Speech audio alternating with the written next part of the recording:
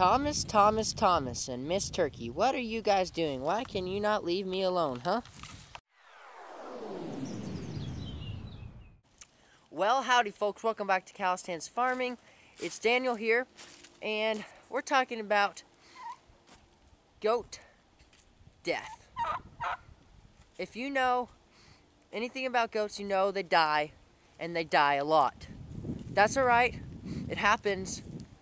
Some of your goats will die, but I'm just going to go over today my top 4 most deadly goat killers, in my opinion. And there are many other goat killers, but these are the top 4, in my opinion, that can kill your goats and kill them quickly.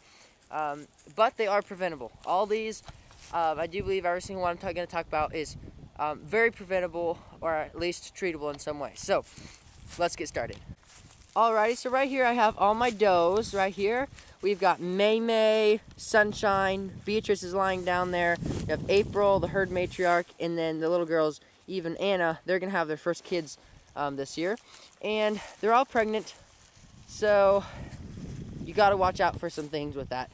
And mainly what I'm talking about when I say that is pregnancy toxemia. And that's my number one. First thing I'm going to talk about, my number 1 pregnancy toxemia. I have lost 2 does in the last 3 years to pregnancy toxemia, and I'm starting to learn my lessons and figuring out how to prevent that. So, you might be wondering, what is pregnancy toxemia? Well, pregnancy toxemia is when a doe, for whatever reason, isn't intaking enough nutrients to feed her babies and to keep herself in good condition. So, her body starts breaking down her own fat and using that to feed her kids. Well, then the byproduct of that are ketones, and those ketones are what essentially poison your doe, and then she slowly dies of poisoning. She stops eating entirely, and then she gets super skinny, and she's putting everything that she has into keeping her kids alive, and then she ends up dying. Just not a good situation you want to find yourself in. Once your does have pregnancy toxemia badly, you really have a hard time saving them. So, the number 1 thing with pregnancy toxemia is preventative care.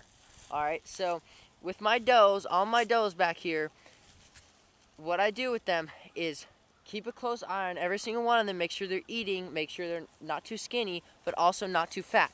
When you breed your does, you want them to be a little bit on the lean side, so they're not too fat, and especially during the first trimester or 2 of their pregnancy, their first little beginnings of pregnancy, you're going to want to keep your does lean, at least a little on the lean side, not skinny. You just don't want to overfeed them and get them fat.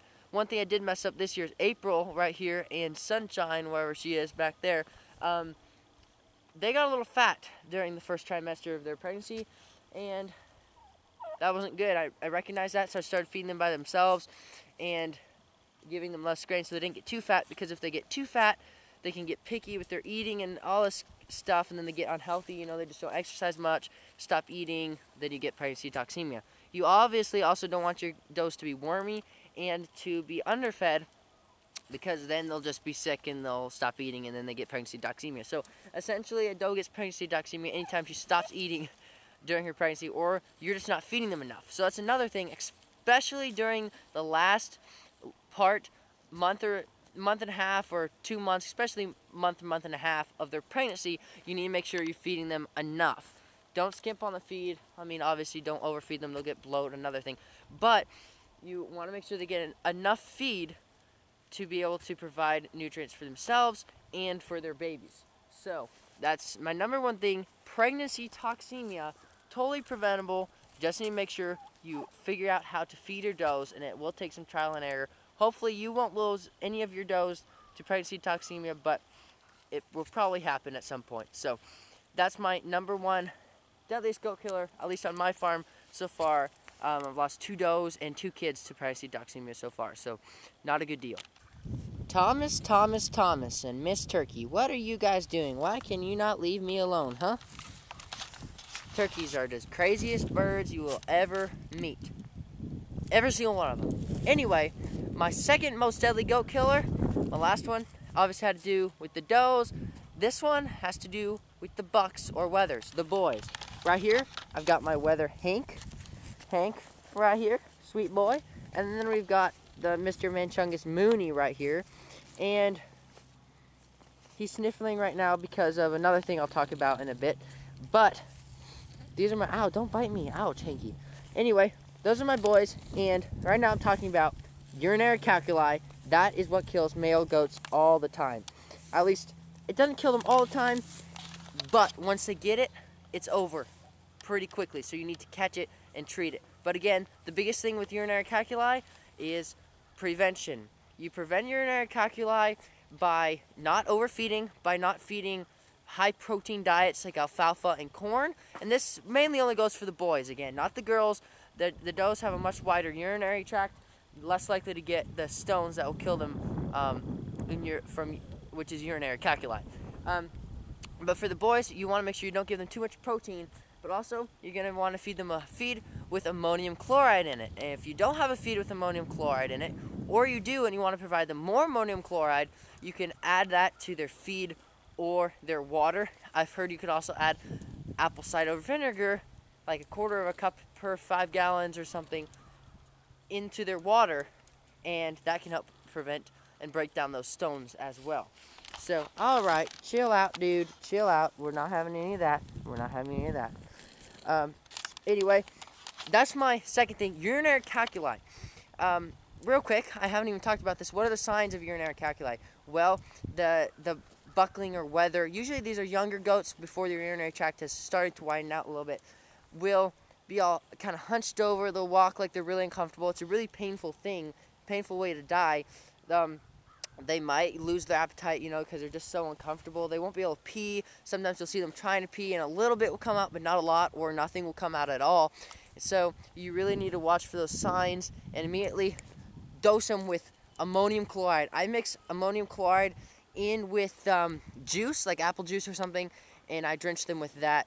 You need to break down those stones very quickly, and you need to resolve the issue very, very, very fast. So, anyway, I'm gonna get out of here because Mr. Moon's getting a little pushy. No, buddy, we're not going to do that today. No. Anyway, that is my second thing, urinary calculi. You can prevent it by not feeding too much protein and by giving ammonium chloride. I haven't lost any goats to urinary calculi, but I did have a buckling last year that got it multiple times, and it was really scary. It was just really painful, and I had to treat him very quickly. So, moving on. The boys are over there tussling, and actually, my boy Moon, remember when I said he was sniffling? This is actually my third most deadly goat killer, pneumonia. Alright, Moon has gotten pneumonia 3 times now, and he gets really high fever, sniffles. A couple times I think he's completely gone off his feed. You can see him and hear him coughing right there. It's just not a good thing. He just has chronic pneumonia, chronic discharge, and it always leads to some type of respiratory illness. Not a good deal to find yourself in. Pneumonia can kill your goats very quickly as well. A couple things that are vital to treating pneumonia, because you can't prevent it by giving some pneumonia vaccines. Don't know the names right off the top of my head. One is a super duper long name. It's an older vaccine, and I have tried it. I have given all my goats it, including Moon, but Moon just happened to have a reaction to that shot, so I couldn't give him his booster shot. Oh well, man, this guy's just having so many problems with pneumonia, can't even vaccinate him against it. But there is another vaccine that I will soon be getting. I don't know the name of it right now, but I'll put it up on the screen here. That is the vaccine that I am going to be trying. It's a newer vaccine. Apparently it works better. So that's what I'm going to be giving him to hopefully take care of this problem once and for all. But another thing you need to do to treat pneumonia, you can give those vaccines to prevent pneumonia, but when you really want to treat it, you need to have a couple things. You need to have Nuflor. Nuflor is the antibiotic I have used that just works great. It just knocks it out. Get Nuflor. You do have to go to your vet to get it, but that is important stuff. You can use other antibiotics, but I have tried just some regular penicillin, and it just it's not strong enough anymore. But then also you need Banamine, and Banamine takes down the fever, takes out the pain. Banamine is essential to helping them recover from that. You can also, just as a side note, give does with pregnancy toxemia, Banamine, I heard somewhere that it has helped some does recover from pregnancy toxemia, just, reducing just pain and stuff maybe helps them to fight through it. But there is my third thing, pneumonia. You can treat it, you can prevent it. You just need to watch your goats, make sure you know what's happening, and catch it really quickly, and also try to prevent it. My fourth and not final thing, because I remembered a fifth thing that kills goats a lot, and so there's going to be five things that kill goats now. Alright, I totally forgot about it. I don't know why, but my fourth thing is worms. I mean, this is what you hear about all the time with goats and sheep and a lot of livestock, but especially goats, worms. Barber pole worms, aka homogeneous contortus, that's their true name, but barber pole worms are what kill goats. They're everywhere. Every goat has them. They suck blood. If they have an overpopulation of worms in their system, the goats will die, get weak, and they'll die. I have lost one goat to worms before. It was an Angora wether. We had a couple Angoras back in the day, a year or two ago, and we lost one of them to worms. I wasn't, keeping up with it. He was in a small pen, and I didn't deworm him. So you gotta stay up with worms, especially barber pole worms. Another thing goats can get are tapeworms, and those are just kind of like a digestive worm. They look really creepy when they come out in the feces, but they live in the goat's intestines, and they essentially just take nutrients from the goats, so your goats will just get skinny, but they won't necessarily lose a lot of blood. But if your goats are really skinny, then guess what's going to happen? They're going to get an overpopulation of barber pole worms, so you just, you got to watch that parasitic infestation very, very, very closely. Now, to treat worms, you can prevent it by using cross-fencing in your pasture, rotating your goats around. I don't have enough room really to do that, so that's not an option for me. But you can prevent it by doing that, and just by providing food sources off the ground and keeping the barn and all the areas nice and tidy and clean and not muddy and stinky with their feces all over it.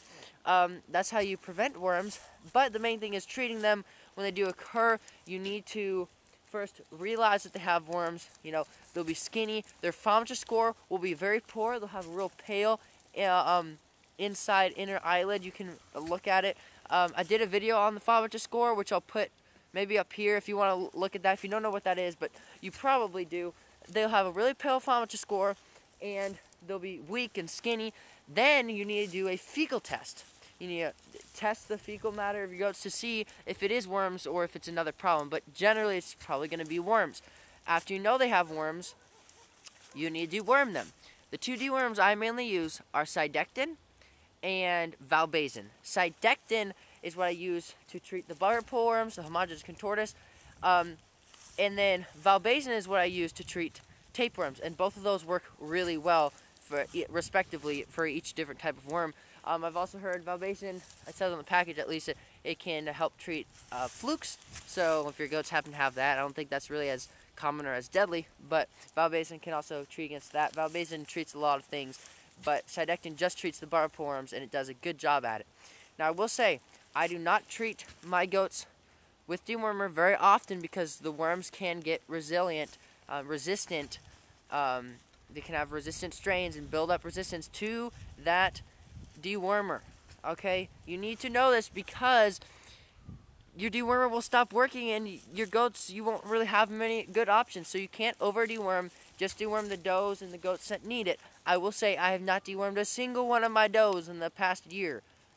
A couple of them probably do need it, but they're not that bad. In my goats, by doing that, you have goats that are resilient to the worms, but the worms aren't resilient to your dewormer. So if you do happen to have to deworm a goat, the worms will just be knocked out and you'll be good to go. I have dewormed Hank and Moon, my boys, a couple times the past year. They live in a smaller pen over there. They just have a smaller area. The does have all this pasture. So I have dewormed the boys, but the does very rarely deworm. And then I'll have to maybe deworm some kids during kidding season. But don't over deworm your goats. Prevent it and treat it, and you'll be good to go. Are you eating acorns, April? Do you like your nummy acorns? Are they really nummy? Uh-huh. Those are good acorns. I know it. Very good acorns. Oh, yeah. Those are good acorns, aren't they? Yep. Thomas is just worried about strutting for us, huh?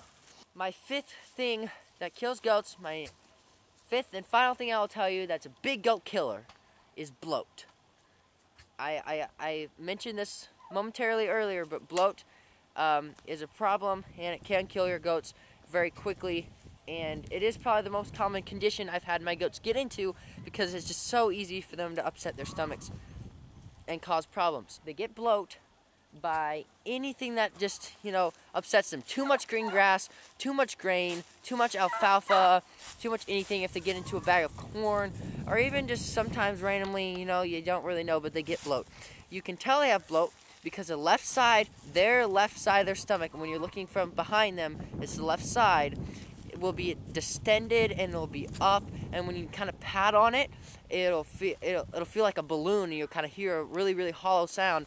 Whenever a goat like that has anything like those symptoms, I immediately treat them, even if I'm not sure that it's bloat, because the treatment doesn't hurt anything really if they don't have bloat. And the treatment is this: 1/4 cup olive oil and I think a tablespoon of baking soda.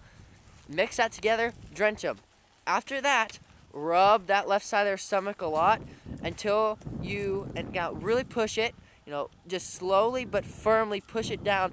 Force that gas out until you hear them burping and getting that gas out. When you smell weird, nasty goat stomach gas, that's a good news.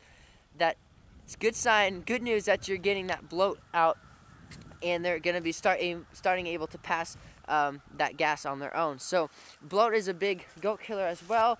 It's the most common thing, but it is really, really, really, really easy to treat if you catch it. So all these goat sicknesses, you can treat them all and prevent them all if you just take care of your goats and watch every single one of them. Pay attention to your livestock. Watch and learn your animals so you know what the normal for each of their individual animals are. And I'll see you next time on Cow Stance Farming.